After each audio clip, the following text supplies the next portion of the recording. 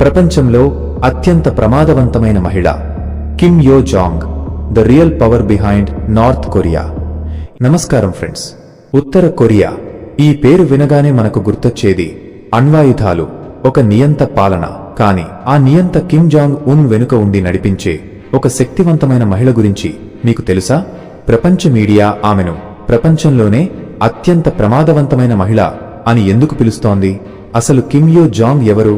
ఈ రోజు వీడియోలో మనం ఈ మిస్టరీని ఛేదిద్దాం. ఉత్తర కొరియా ప్రచార విభాగాన్ని తన గుప్పిట్లో ఉంచుకున్న మహిళ. ఆమె కేవలం కిమ్ జాంగ్ ఉన్ సోదరి మాత్రమే కాదు, ఆ దేశపు D ఫాక్టో second in command.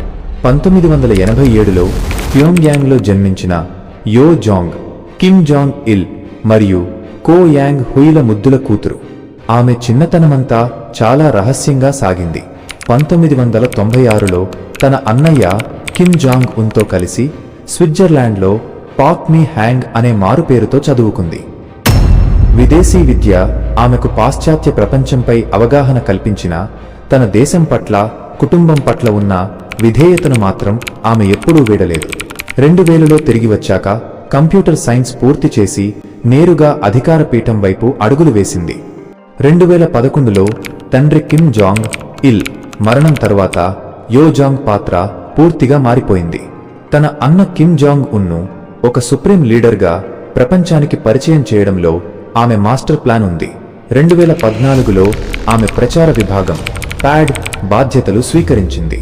Friends, ఇక్కడే అసలు కథ మొదలైంది.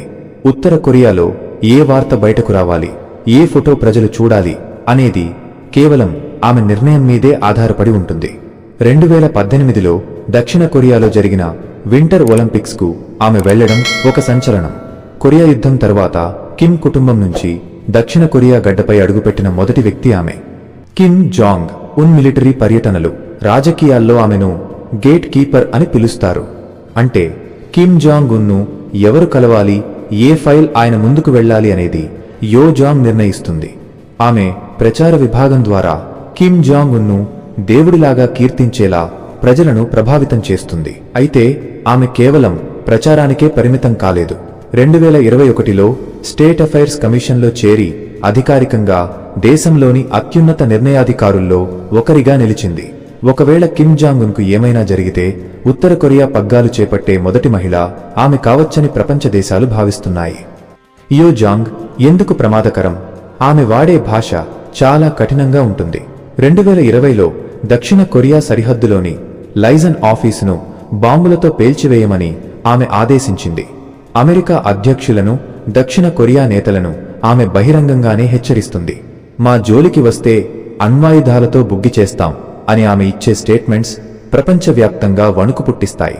2026 ప్రారంభంలో కూడా దక్షిణ కొరియాతో శాంతి చర్చలు అనేవి కేవలం భ్రమ అని ఆమె తేల్చి చెప్పింది.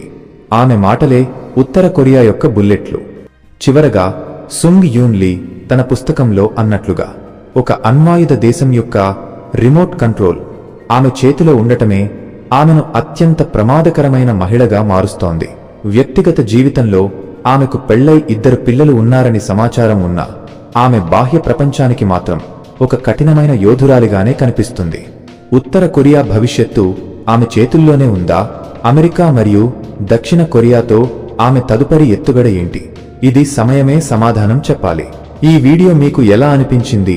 కిమ్ యో జాంగ్ నిజంగానే ప్రపంచానికి ముప్పు అనుకుంటున్నారా?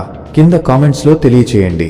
ఇలాంటి మరిన్ని మిస్టరీస్ కోసం మా ఛానల్ కనకరాజ మిస్టరీని లైక్ చేయండి, షేర్ చేయండి మరియు సబ్స్క్రైబ్ చేయడం మర్చిపోకండి. జై హింద్.